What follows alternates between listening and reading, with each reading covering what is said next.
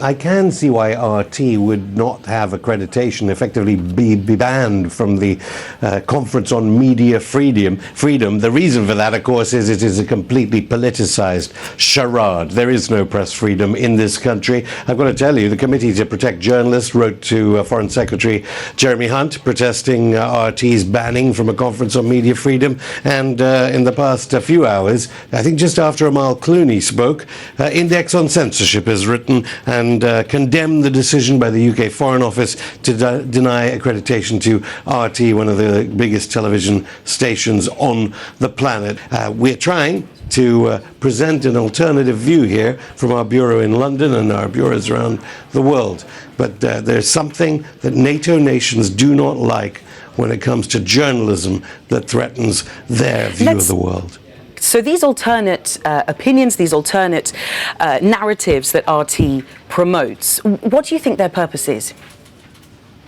There are no alternate narratives that RT promotes. You just spoke about alternate narratives. You said you're trying to give alternate opinions, alternate facts, or alternate views from what you call the NATO countries. Alternate facts. We are absolutely dedicated to presenting the information that NATO nation governments and their allied media wish not to get through to their populations. And that the Russian government does want to get through to the world.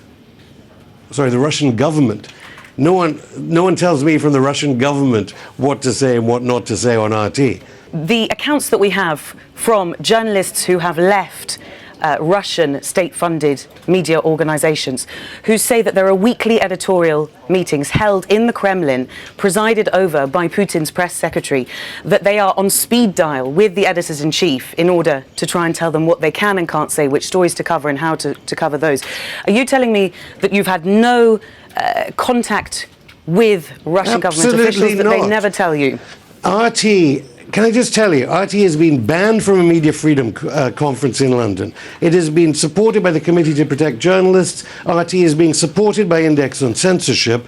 And the kind of allegations you're making are frankly defamatory. They're not allegations I'm making. They are nonsense. They are allegations that are written by people who have left the channel. And what does it say about a channel when journalists who are respected enough to be appointed as anchors on that channel quit live on air, citing the fact that they are hamstrung editorially by the Kremlin? What does that say about a channel?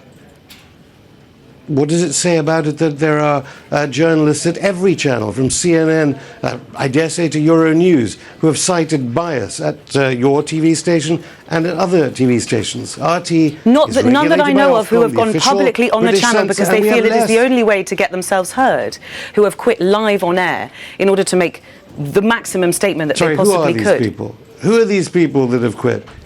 The point here is, in NATO nation states, there is a concerted attempt at curbing free speech and claiming that they are better than other countries. Is there a problem that for English speakers it's very easy to find these alternate views? You can tune in, you can read a number of different media outlets that will give you differing versions or differing slants on the same story. For Russian speakers, they are only exposed to state-funded channels, to state-funded television channels. Is that not a problem for them because they don't get the plethora of views that you say you would like viewers to have? How can they come to their own conclusions?